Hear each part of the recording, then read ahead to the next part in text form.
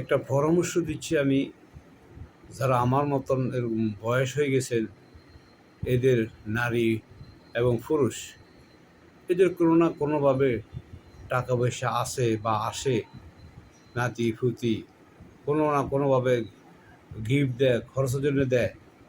তা আমরা এই টাকাটা আমরা কি করব? আল্লাহ বলছেন অমিম্মা রাযাকনাহুম ইউনফিকুন, ব্যয় করে। এই ব্যয় করাটা নিয়ে অনেক কথাবার্তা আছে।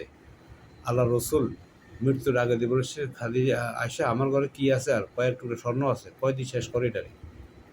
তো এইভাবে অনেক কথা আছে।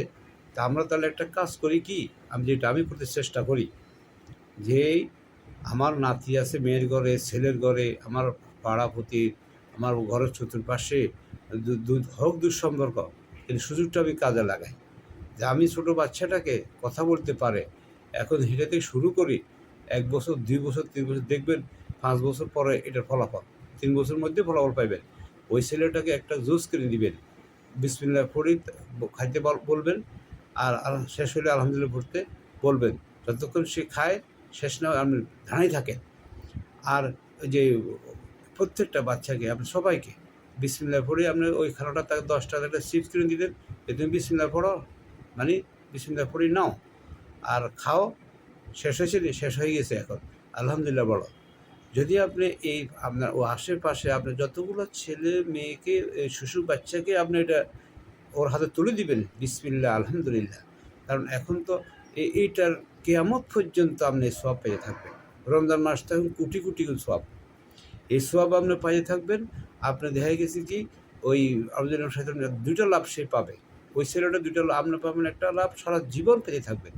আর ওই বাচ্চারা 2টা লাভ পাবে। একটা লাভ হলো সেই এখনকার যুগে যে চিপসগুলো খাওয়া হয়, জুসগুলো খাওয়া হয়, যতগুলো খাবার হয় সবগুলোতে ভেজাল খাওয়ার, কিন্তু যখন বিসমিল্লাহ পড়ে খাওয়া হবে তখন আর ভেজাল, তার জন্য ভেজাল থাকবে না, এটা মুক্ত হয়ে যাবে, এটা তার জন্য উপযুক্ত হয়ে যাবে।